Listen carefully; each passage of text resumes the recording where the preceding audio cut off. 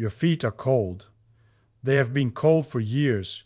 Cold on tile floors, cold in bed, cold inside shoes that were supposed to keep them warm.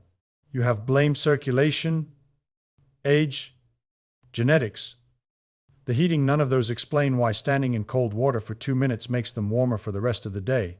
In 1849, a Bavarian theology student named Sebastian Kneipp found the answer by accident. Dying of tuberculosis with no treatment available, he began wading into the cold Danube River. His tuberculosis improved, he survived, and he lived to 76. He spent the remaining decades developing a hydrotherapy system that became one of the most widely practiced therapeutic traditions in European medicine, and the intervention he prescribed most often was not the full body immersion that saved his life.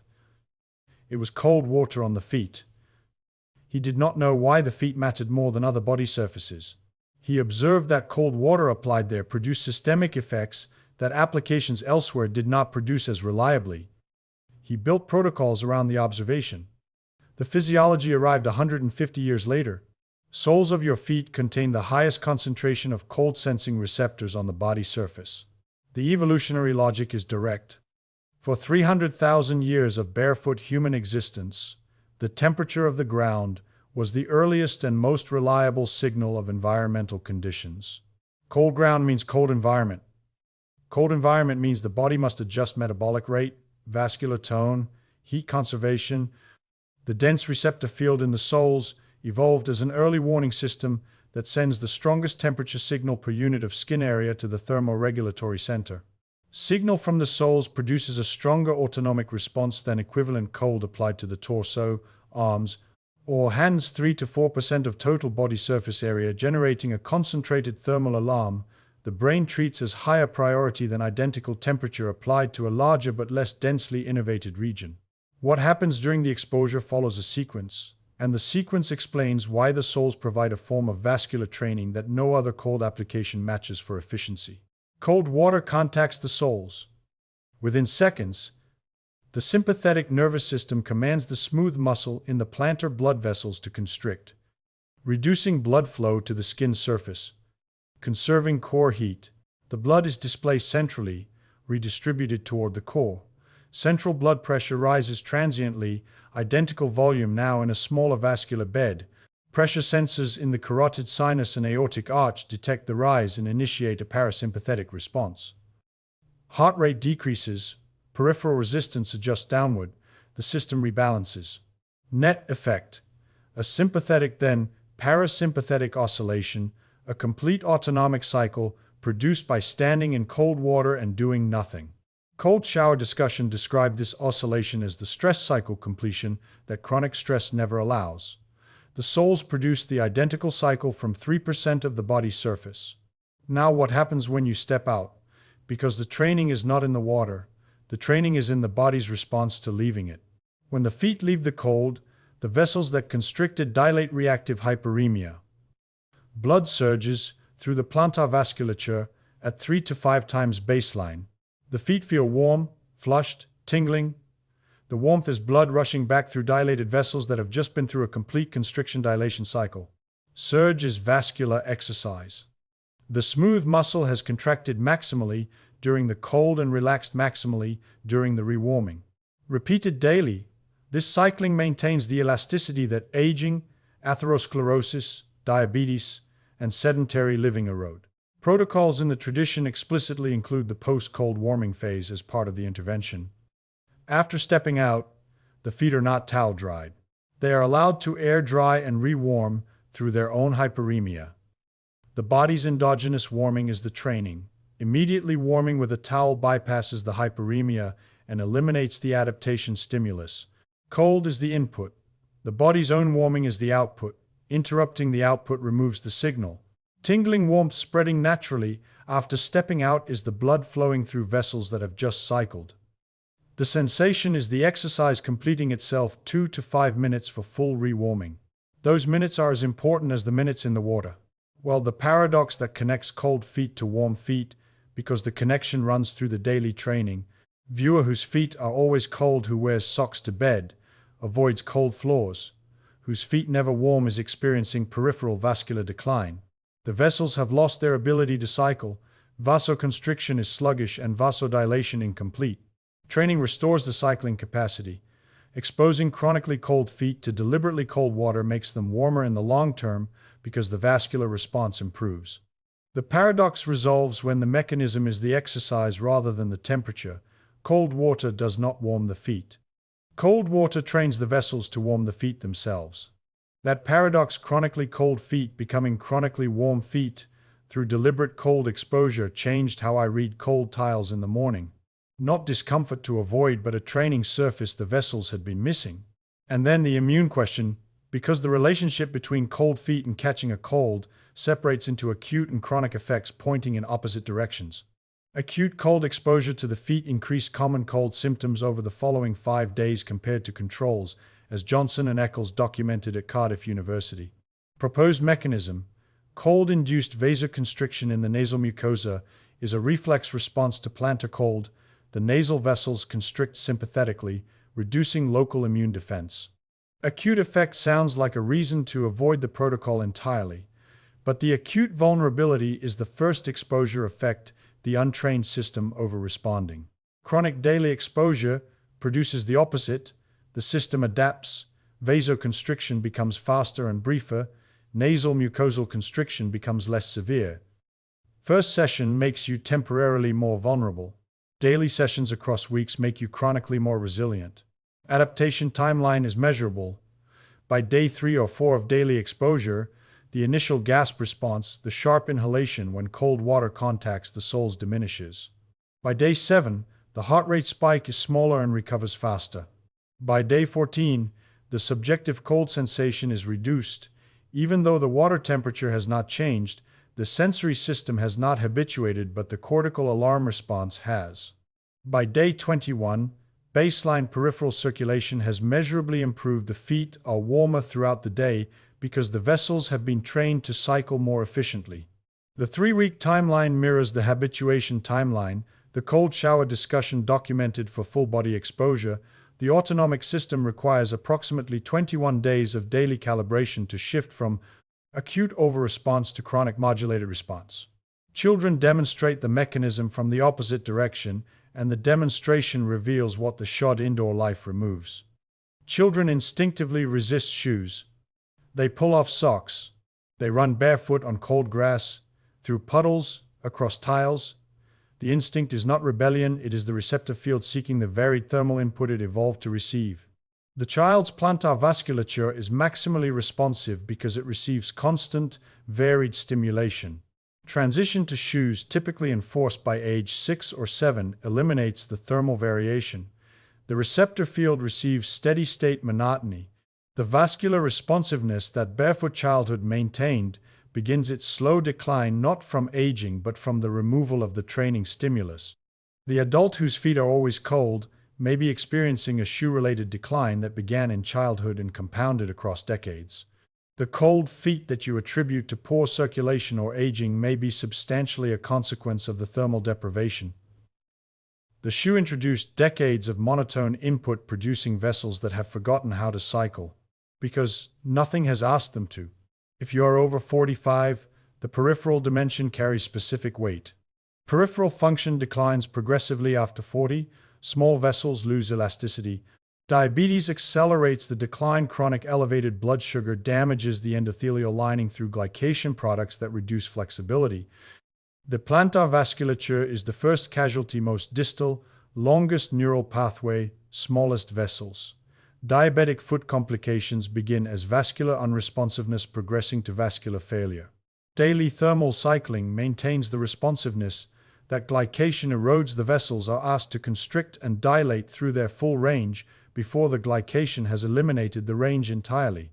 The intervention is preventive, not restorative, maintaining capacity that still exists rather than rebuilding capacity that has been lost. The window for prevention narrows as the glycation advances, making early and consistent practice more valuable than delayed intensive practice. Caveat for diabetic neuropathy: if you cannot feel the temperature, you cannot calibrate the stimulus. Someone with advanced neuropathy should test water temperature with a thermometer 10 to 15 degrees because the risk from water that is too cold is real when the feedback system has been compromised. Raynaud's phenomenon, toes turning white and numb in response to cold or stress, involves exaggerated vasoconstriction combined with impaired dilation. Protocol for Raynaud starts shorter and warmer 15-degree water for 30 seconds. The alternating warm-cold protocol is better suited than static immersion because the warm phase predilates the vessels, reducing the severity of the subsequent cold-induced constriction. Over weeks, the dilation response strengthens and the constriction moderates. The vessels learn to cycle through a more controlled range. The Raynaud's adaptation illustrates a broader principle. The protocol is adjustable. The water temperature, the duration, and the progression rate are variables that match the individual's starting point. Someone with robust peripheral circulation and no vascular conditions starts at 2 minutes and 10-degree water on day 1. Someone with Raynaud's starts at 30 seconds and 15 degrees. Someone with diabetes and intact sensation starts at 1 minute and 12 degrees. Someone over 65 starts at 30 seconds and builds across 2 weeks. The receptor field responds to cold at any temperature below 28 degrees, the threshold above which the cold sensing channels stop firing. The protocol works across the range. The intensity matches the individual.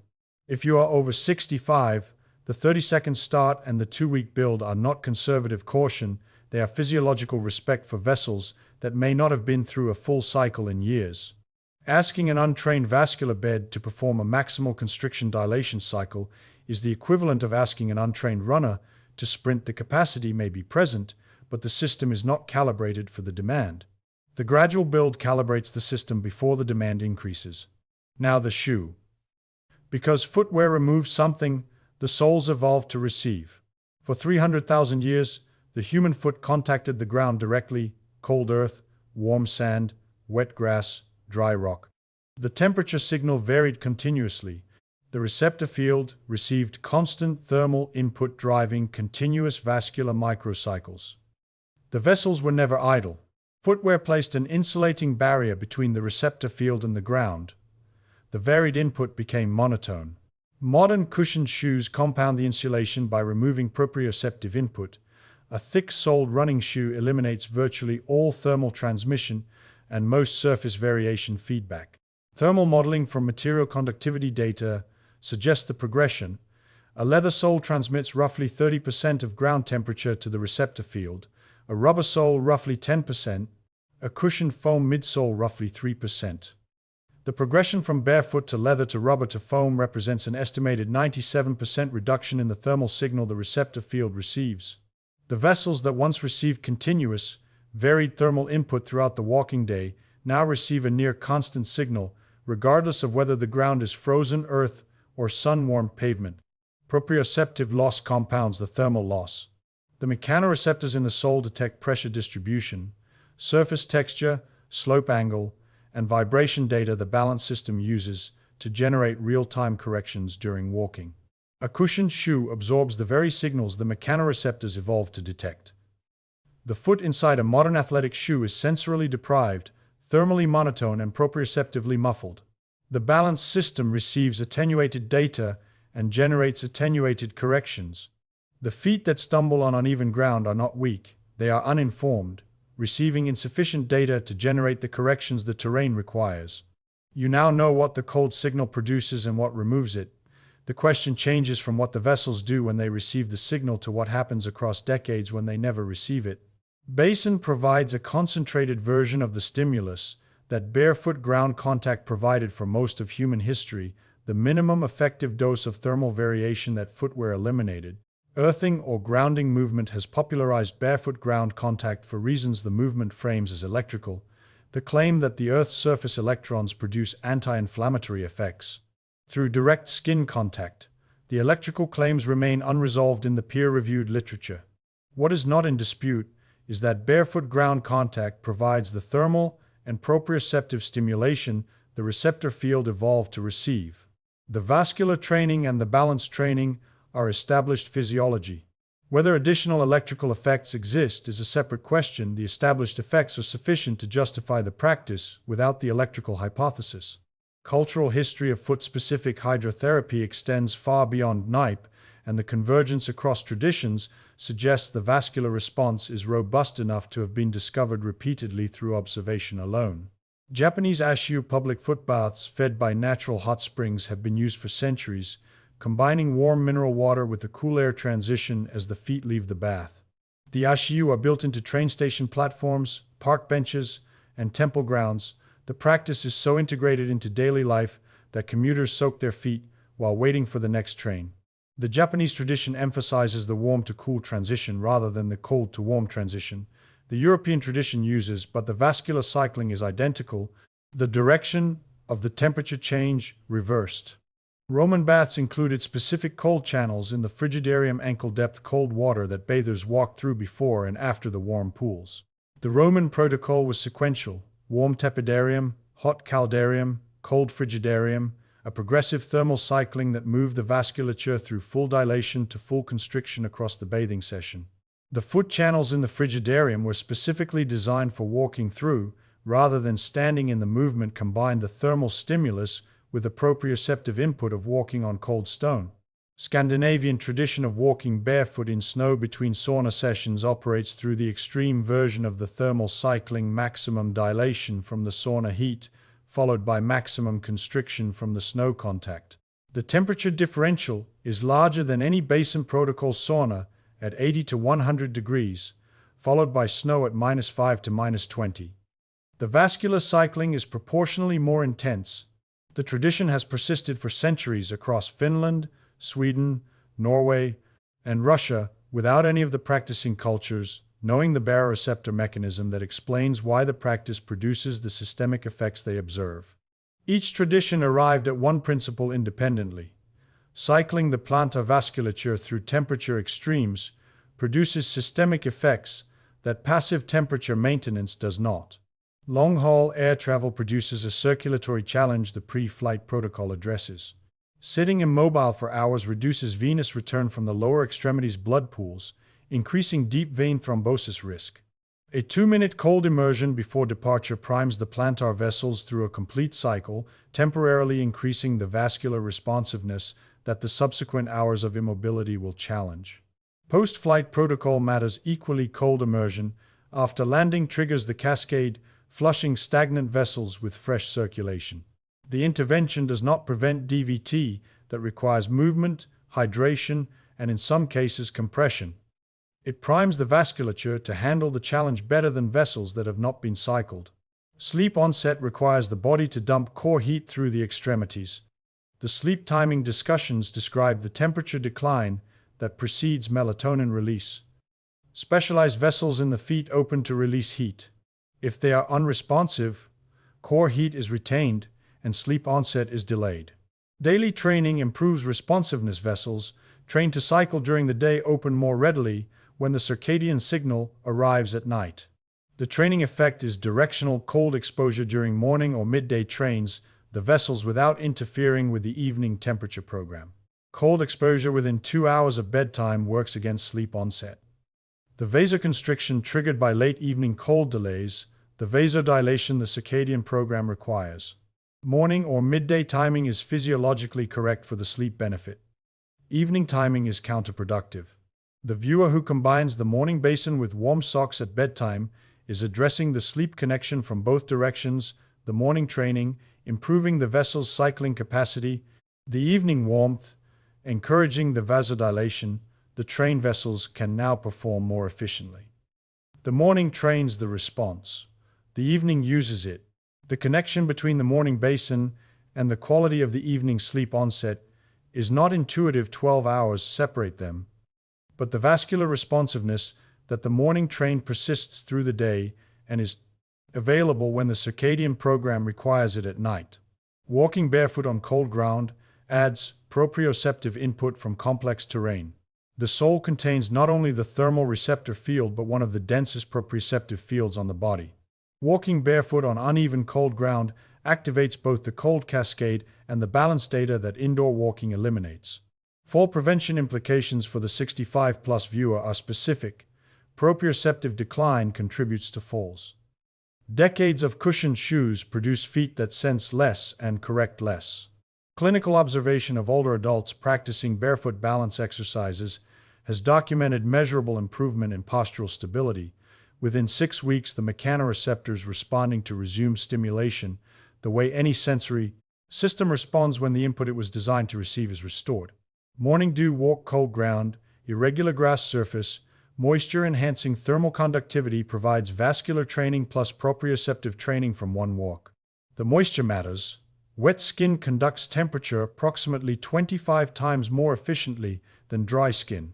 The cold signal from wet grass reaches the receptor field faster and at greater intensity than the signal from dry, cold ground at identical temperature. The dew walk is not a gentler version of the basin, it is often a stronger stimulus because the moisture enhances the thermal coupling between ground and sole. Walk also provides light exposure to the feet and lower legs. The sunlight discussions described how skin exposed to the first two bands receives photochemistry that clothing blocks. The morning dew walk, performed in shorts or with rolled trousers, provides the vascular and proprioceptive training from the feet plus the photochemical benefit from the exposed lower legs. 3 systems trained during one barefoot walk that takes 2 minutes and costs nothing. Now the Kneipp variations that progress in intensity. Static immersion, standing in cold water to the ankles, is the entry level. Cold water treading, walking through ankle-deep water, lifting each foot fully out with each step, is the intermediate level, maximizing cycling through alternating immersion and air exposure. Each step takes 1 foot from full immersion to full air contact and back. The alternation produces more oscillation cycles per minute than static standing. Alternating baths, warm at 36 to 38 degrees, then cold at 10 to 15, 3 minutes warm, then 30 seconds cold, repeated 3 times is the advanced level, cycling the vessels through full dilation and full constriction multiple times per session. Progression should follow adaptation static immersion for the first 2 weeks until the autonomic response stabilizes, treading from week 3, alternating baths from week 5. Jumping to the advanced protocol without the foundation produces an autonomic response. The system is not calibrated to handle the equivalent of running a marathon before training for a mile. German statutory health insurance reimburses the therapy for peripheral vascular disease, recurrent upper respiratory infections, and autonomic dysregulation. Over 600 Kneipp facilities operate in Germany and Austria, clinical centers integrated into the medical system, not spas. Physicians prescribe the protocols with specified durations, temperatures, and progressions. The tradition is systematized, clinically observed, and institutionally supported through mechanisms its founder could not have known. Reflexology, the practice of applying pressure to specific points on the sole to influence distant organs, has been practiced for centuries with varying degrees of clinical support. The cold water protocol is not reflexology, not targeting specific points but activating the entire receptor field simultaneously and producing a systemic autonomic response through baroreceptor-mediated vascular cycling. The mechanism is general. Every vessel in the plantar bed constricts, the central pressure rises, the baroreceptors fire, the parasympathetic response follows. No point-specific organ connection is required. The systemic effect operates through cardiovascular physics, not through meridians or reflex zones. The distinction matters because it separates the evidence base. The vascular cycling from cold immersion is documented through blood pressure measurement, heart rate variability data, reactive hyperemia measurement, and the Johnson and Eccles immune data. Reflexology's point-specific claims have a different and more contested evidence base. The viewer who is skeptical of reflexology need not be skeptical of plantar cold immersion. The mechanisms are different, the evidence bases are separate, and the physiological pathway is direct rather than referential. Cold feet and sinus congestion are connected through the nasal vasoconstriction reflex Johnson and Eccles identified, and the connection explains a pattern many people experience without recognizing the cause. When the feet are cold from cold floors, from poor circulation, from inadequate footwear, the nasal blood vessels constrict reflexively. The reduced blood flow in the nasal lining reduces mucus production and mucosal temperature.